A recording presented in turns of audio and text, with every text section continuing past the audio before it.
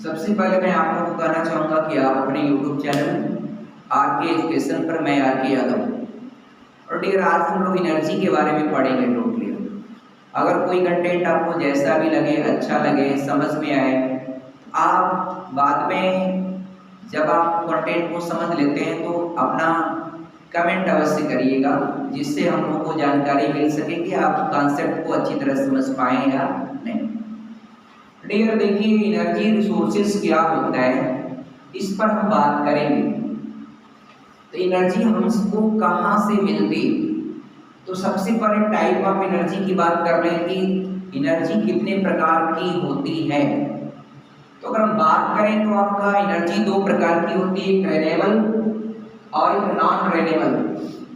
Renewable energy आपका होता है नवीकरणीय ऊर्जा का स्रोत, इसको हिंदी में कहते हैं, इसको कहते हैं और नवीकरणीय ऊर्जा का स्रोत। तो रेन्यूएबल और नॉन रेन्यूएबल, इसमें डिफरेंस क्या होता है? तो डिफरेंस मित्रों ये होता है, सिंपल डिफरेंस होता है कि देखिए पृथ्वी के अंदर जैसे प्लांट है, बड़े बड़े डायनासोर हैं, ये सब जब जमीन के अंदर दब गए थे, जब कभी भी पृथ्वी का उथल पुथल हुआ होगा, तो उथल पुथल के होने से जमीन के अंदर जो भी कुछ दबा, ट्री प्लांट या जीव जंतु, तो उनके आपका दबने से वो आपस में पिघल करके जहाँ घने बन रहे होंगे, वो वन आपका कोयले के रूप में इकट्ठा हो गया। और फिर इतना ही नहीं, जो जीव जंतु होंगे, बड़े मछलियाँ होंगी समुद्र के अंदर, वो सब दब करके आपका पेट्रोलियम के रूप में क्रिएशन हो। और तो इसके अलावा ये जितने भी ट्री एंड प्लांट दबे हैं, तो आप लोग पढ़े होंगे बायोगैस क्या होता है। तो biogas dear tree and plant के जमीन के अंदर दबने से आपका जो देखिए बायोगैस तो कॉमनली हम कह सकते हैं, जैसे आपका एक सामान्य भाषा में जो गोबर गैस होती है उसी को हम बायोगैस कहते हैं, गोबर गैस और बायोगैस। जहाँ भी पेड़ पौधे या पत्तियां सड़ती, ह्यूमस की अधिकता जिस मिट्टी में पाई जाती है, वहां पर आपका बायोगैस प्रेजेंट होता है। एक बात मैं और समझाना चाहूंगा कि जैसे कोई चीज ले लीजिए, जहां आपका पेड़ पौधों की पत्तियां खूब सड़ेंगी, तो वहां यदि आप पैर डालेंगे तो आपको बुलबुले के रूप में निकलता है। जैसे गांव में लोग गोबर इकट्ठा करते हैं एक जगह, तो वहां अगर पानी भर जाता है तो बार बार उसमें बुलबुले फेंकते रहते हैं। तो बुलबुले क्या है? बायोगैस। और बायोगैस का मित्रों मेन कंपोनेंट होता है मेथेन। ये आपका CH4, ये मेथेन। मेथेन जो होता है बायोगैस का मेन कंपोनेंट। और डियर यह एक प्रकार का क्या होता है? ईंधन होता है।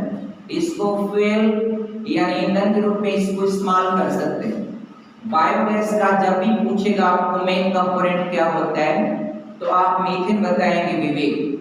और एक आपका आपने CNG भी पढ़ा होगा, तो CNG का फुल फॉर्म होता है कंप्रेस्ड नेचुरल गैस। इसका भी मेन कंपोनेंट क्या होता है? मीथेन ही होता है। लेकिन यही आपका मैं श्रेष्ठ से पूछना चाहता हूँ, LPG का मेन कंपोनेंट क्या होता है? तो LPG का मेन कंपोनेंट ब्यूटेन होता है, C4H10 होता है। ठीक है डियर, अच्छी जानकारी होगी आपको। ये क्या है? ये आपका ब्यूटेन।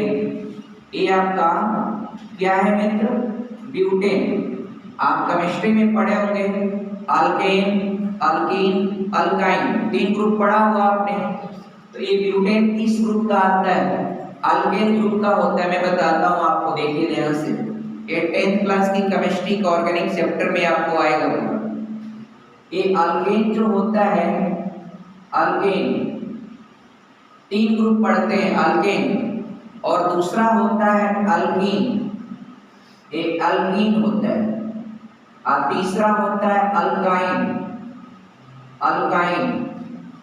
इसका जो है ना डियर सफिक्स जो होता है, जो पीछे से जुड़ता है, इसका क्या होता है? ENE होता है। इसका ENE होता है, इसका YNE होता है।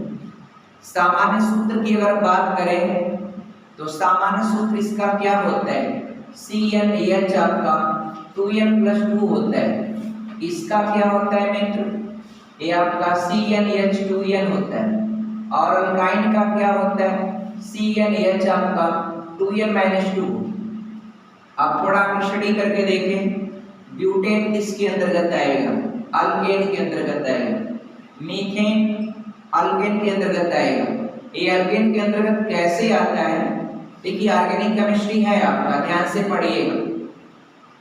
यहाँ पर कार्बन कितना है, 1, तो आप इसको रखेंगे, यही ना है CnH2n+2।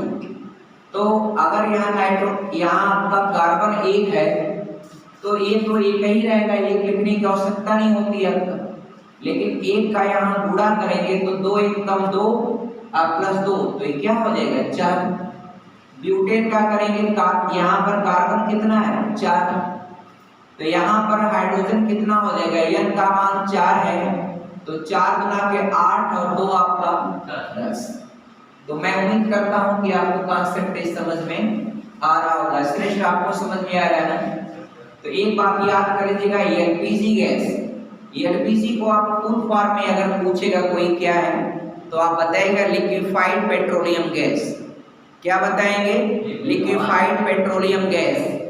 ये आपका सीएनजी क्या होता है मित्रों, कंप्रेस्ड नेचुरल गैस। ये आपको फुल फॉर्म भी आपका ऑप्शनल क्वेश्चनों के रूप में पूछता है।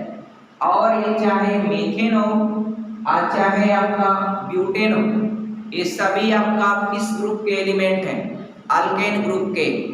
और डियर अगर हम बात करें इनके रिएक्टिविटी की बात करें तो सबसे स्ट्रॉन्ग कौन होता है और सबसे वीक कौन होता है। तो डियर वीक और स्ट्रॉन्ग मैं आपको समझा पाऊंगा, एक छोटा सा जगह में बना देता हूँ, फिर समझा एकदम समझ में आएगा। थोड़ा साइंस डाइवर्ट हो जाएगा, एनर्जी है तो साइंस की ओर चला जाएगा। आप समझने का केवल प्रयास करिए। देखिए अगर आपको रिएक्टिव पूछेगा तो देखिए मीथेन है तो C4 होता है ना, CH4 होता है, ये आपका मीथेन है। ये मीथेन का मैंने क्या बना दिया, कोई बता दिया मैं आपको, ये बॉन्ड फार्मूला मैंने बनाया ना। ये आपका देखिएगा दूसरा एथिलीन है। एथिलीन आपका है C2H4 होता है, C2H4 होता है एथिलीन। बाबू एथिलीन है, एथिलीन में ENE आपका जुड़ रहा है ना, तो आपका C4 C2H4 क्यों होता है मैं आपको बताता हूँ। ये आपका C2H4 क्यों होता है, एथिलीन में कार्बन की जो गिनती आपने पढ़ा होगा, कार्बन का एक परमाणु है तो उसको बोलते हैं मेथ। तो मेथ, अब इसका नाम मिस्टर श्रेष्ठ आप बताएं इसको मेथेन क्यों कहते हैं। तो मेथ माने कार्बन एक, तो मेथ माने होता है एगो कार्बन। आप मेथ में एन जोड़ा है मैंने, आप इसको इंग्लिश लिखेंगे, ये आपका मेथ और लास्ट में एन जोड़े है ना, मेथ एन, तो इसको पढ़ लेते हैं क्या आपका मेथेन। तो कैसे नाम बना है, मेथ माने कार्बन इसमें एक, और एन से पता चल रहा है कि अल्केन ग्रुप का, अल्केन ग्रुप में है तो वो फार्मूला फॉलो करेगा CnH2n+2। तो कार्बन बाबू एक है तो n का मान 1 रखेंगे तो 2 1 कम 2 धन 2 आपका 4 हो जाएगा हाइड्रोजन ना। तो बहुत अच्छा डियर, देखिए विकास समझ रहा है, बहुत अच्छा विकास का विकास हो रहा है, अच्छा डियर बहुत अच्छा। और कार्बन अगर 2 है तो कार्बन 2 है, अब यहाँ पर हाइड्रोजन कितना लगेगा, ये हाइड्रोजन आपका 2 लगेगा, इधर हाइड्रोजन आपका 2 लगेगा। बाबू समझ रहे हैं ना। अब देखिए ये जो अल्केन में कार्बन की सभी वैलेंसीज सिंगल बॉन्ड से सेटिस्फाई होती हैं।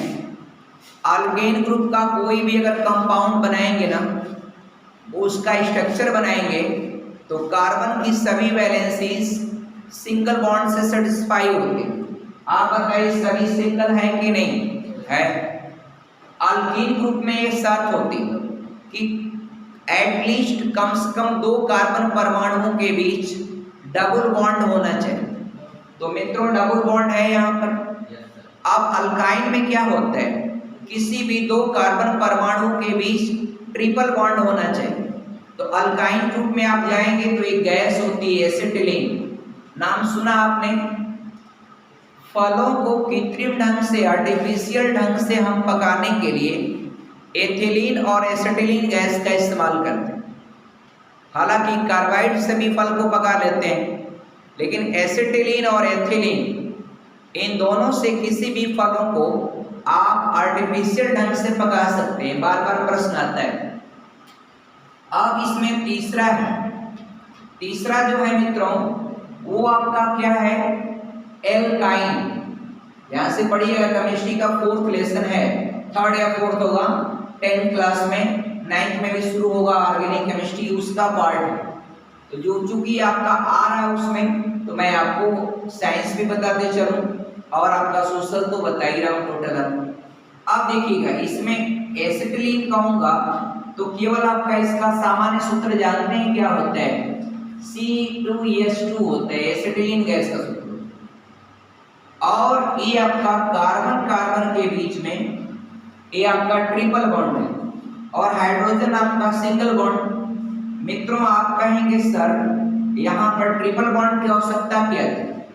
आपको पता है कार्बन आपका टेट्रावैलेंट कंपाउंड है, टेट्रावैलेंट एलिमेंट। कार्बन की वैलेंसी क्या होती है, 4। कार्बन की वैलेंसी 4 इसलिए होती है क्योंकि कार्बन का एटॉमिक नंबर होता है 6। तो 2 करेंगे पहले कोष में और दूसरे कोष में करेंगे तो 4। तो बाह्य कोष में क्या हो गया 4 और वैलेंसी में बाह्य कोष के इलेक्ट्रॉन ही भाग लेते हैं। तो बाह्य कोष में ऑक्टेट रूल के अनुसार 8 इलेक्ट्रॉन होना चाहिए, इसलिए वह 4 वैलेंसीज शो करता है। बात खत्म आपका। अब डियर यहाँ पर हम बात करेंगे इन तीनों के बारे में।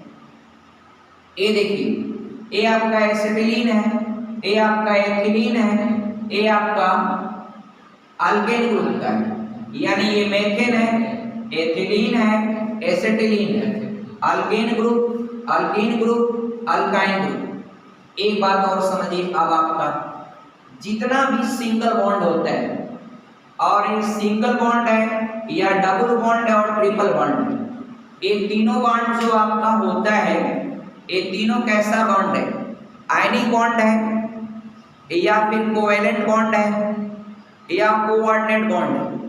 तो मित्रों आप साफ साफ जानिएगा ये तीनों क्या है आपका, ये तीनों कौन सा बॉन्ड है, ये तीनों कोवेलेंट बॉन्ड है। बॉन्ड पढ़ा है आपने, बॉन्ड 3 प्रकार का होता है। एक आपका आयनिक बॉन्ड और इलेक्ट्रोवैलेंट बॉन्ड, इसको आप हिंदी में कहते हैं, आयनिक बॉन्ड को आयनिक बॉन्ड ही कहेंगे हिंदी में अंग्रेजी में, और या इलेक्ट्रोवैलेंट बॉन्ड को हिंदी में कह सकते हैं वैद्युत संयोजक बंध। तो चाहे आप आयनिक बॉन्ड कहें चाहे वैद्युत संयोजक बंध कहें, ये दोनों बातें क्या होती, सेम होती। तो आयनिक बॉन्ड कहें या वैद्युत संयोजक बंध कहें, इस बॉन्ड को डिफाइन कैसे करेंगे विवेक, आप सिंपल करेंगे by the transfer of electron if any bond create that will be known as ionic bond. यानी मित्रों हिंदी मीडियम वाले बच्चे, इलेक्ट्रॉनों के स्थानांतरण से जो बंध बनता है उसे आप आयनिक बंध कहते हैं, एकदम आसान। इलेक्ट्रॉनों के स्थानांतरण से जो बंध बनता है उसको आयनिक बंध कहते हैं। अब उसमें 2 अगर डियर 2 जो है एलिमेंट हैं, अब एक अपना इलेक्ट्रॉन दे रहा है तो इसका इलेक्ट्रॉन ये दे रहा है, ये ले रहा है, तो जो देगा उस पर प्लस चार्ज होगा, जो लेगा उस पर माइनस चार्ज होगा। तो इलेक्ट्रॉन का क्या हो गया, स्थानांतरण हो गया। लेकिन अगर यहाँ पर बीच में वो इलेक्ट्रॉन रख दिया जाए और कहा जाए आपको जरूरत हो आप ही काम चलाइए, हमको जरूरत हो हम भी काम चलाएं, लेकिन ये कहेगा कि तब आप भी अपना एक को दीजिए, तो यह एक जोड़ा होता है। एक जोड़ा जो आप देख रहे हैं ना, उंगली 2, एक ठे इसका है एक ठे इसका है, कहेगा आप भी मेरे से काम चला लीजिए अब मुझे जरूरत होगी तो आपका दोनों लेके मैं भी काम चला लूंगा, ये कहेंगे मैं भी काम चला लूंगा। तो ऐसी जो साझेदारी से by the sharing of electron if any bond create, वह क्या होता है? Covalent bond. क्या होता है? Covalent bond. By the sharing of electron if any bond create, वह क्या होता है? Covalent bond. एक स्पेशल टाइप का बॉन्ड होता है, मैं बता दूं, उसका यहाँ पे इस्तेमाल नहीं। अगर आपका दो परमाणुओं के बीच इलेक्ट्रॉन युग्म की साझेदारी से तो बॉन्ड बनता है, लेकिन वो पूरा जुड़वा जो होता है इलेक्ट्रॉन वह किसी एक का होता है, वह इसको दे देता है, देता नहीं पूरी तरह से, बीच में रहता है, इससे ये भी काम चलाता है, ये भी काम चलाता है, लेकिन पूरा जोड़ा किसका है? किसी एक का। तो जिसका होगा उसको डोनर कहा जाता है, और जिस जो आपका दोनों का दोनों इसका लेके काम चलाता है वह एक्सेप्टर होता है। तो बात आप समझ गए, बॉन्ड आपका पढ़ा दिया। बॉन्ड कितने प्रकार का होता है? 3 प्रकार का बॉन्ड होता है। एक आपका आयनिक और इलेक्ट्रोवैलेंट बॉन्ड, उसको हिंदी में वैद्युत संयोजक बंध कहते हैं। दूसरा सहसंयोजक बंध, जिसको कोवैलेंट बॉन्ड कहते हैं। और तीसरा होता है कोऑर्डिनेट बॉन्ड, जिसको उपसहसंयोजक बंध कहते हैं। तो पहले का डेफिनेशन जब भी देना होगा, दो परमाणुओं के बीच इलेक्ट्रॉनों के स्थानांतरण से अगर बॉन्ड बनता है, इलेक्ट्रॉनों के स्थानांतरण से bye the transfer of electron if any bond create, वह क्या होता है? इलेक्ट्रोवैलेंट और आयनिक बॉन्ड।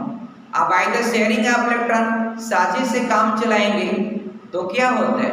वह कोवैलेंट बॉन्ड। और साझे से ही काम चलाए, लेकिन वह साझे का दोनों इलेक्ट्रॉन किसी एक का हो तो वह आपका कोऑर्डिनेट बॉन्ड होता है। और जिसका होगा वह जोड़ा, वह डोनर जो आपका लेके काम चलाएगा वह एक्सेप्टर। तो आई होप दैट कि आपको कॉन्सेप्ट समझ में आ रहा होगा। अब आपको एक बात और बताएंगे, इन तीनों में अल्केन में, अल्कीन में, अल्काइन में रिएक्टिव कौन होता है? तो रिएक्टिव मित्रों अब यहाँ देखिएगा, ये जो कोवैलेंट बॉन्ड है ना, वह 3 प्रकार का होता है। एक वो single bond, double bond, triple bond. अब सुनिए, कोवैलेंट बॉन्ड यानी सहसंयोजक बंध जो है वह 3 प्रकार का होता है। एकल बंध, द्विबंध, त्रिबंध। जब दो परमाणुओं के बीच एक इलेक्ट्रॉन युग्म की साझेदारी से बॉन्ड बनता है वह आपका सिंगल बॉन्ड होता है। जब दो परमाणुओं के बीच दो इलेक्ट्रॉन युग्मों की साझेदारी से जो बॉन्ड बनता है वह डबल होता है। और दो परमाणुओं के बीच जब 3 जोड़ा इलेक्ट्रॉनों की साझेदारी से जो बॉन्ड बनता है वो आपका ट्रिपल बॉन्ड होता है। ठीक है मित्रों, अब चलिए एक बात जानिएगा कि जो कोवैलेंट बॉन्ड होता है या सहसंयोजक बंध होता है, अगर सिंगल है तो वो आपका सिग्मा बॉन्ड होता है, और जब डबल है तो एक वो सिग्मा एक वो पाई, ये बाकी सब सिग्मा ही होगा। और जहाँ ट्रिपल बॉन्ड होता है तो एक ही सिग्मा होगा, 2 पाई हो जाए, सिंगल आपका सिग्मा होता है। तो मित्रों यहाँ क्या आप जान पाए? आपका देखिए, अब आप ये जानिएगा वीक कौन होता है, सिग्मा होता है या पाई होता है? तो आप बताइएगा भैया, पाई बॉन्ड आपका वीक बॉन्ड होता है। पाई बॉन्ड कैसा होता है? वीक बॉन्ड होता है। क्यों होता है? अब पाई बॉन्ड जो होता है पारसीयुति व्यापन, उसको इंग्लिश में लेटरल ओवरलैपिंग से जो बॉन्ड बनता है वो पाई होता है, और जो इंड टू इंड ओवरलैपिंग से बॉन्ड बनता है वो आपका सिग्मा होता है। और कभी भी पूछेगा कि पाई बॉन्ड वीक होता है सिग्मा, आप बताएंगे पाई वीक होता है। अगर दोनों में कौन पहले टूटेगा तो बताएगा पाई पहले टूटेगा। अब भैया सबसे स्ट्रॉन्ग कौन हो जाएगा? इसमें तो सब सिग्मा है, और इसमें एक वो सिग्मा है एक वो पाई है, तो ये सबसे स्ट्रॉन्ग होगा, उससे कमजोर ये होगा। और सबसे कमजोर कौन होगा? नीचे वाला। तो मैं उम्मीद करता हूँ डियर ये कॉन्सेप्ट आपको बहुत अच्छी तरह से समझ में आया होगा। केमिस्ट्री का बहुत इंपॉर्टेंट पार्ट मैंने आपको बता दिया। डियर सारे कॉन्सेप्ट आपको केमिस्ट्री का समझ में आया होगा। थैंक्स, जय हिंद।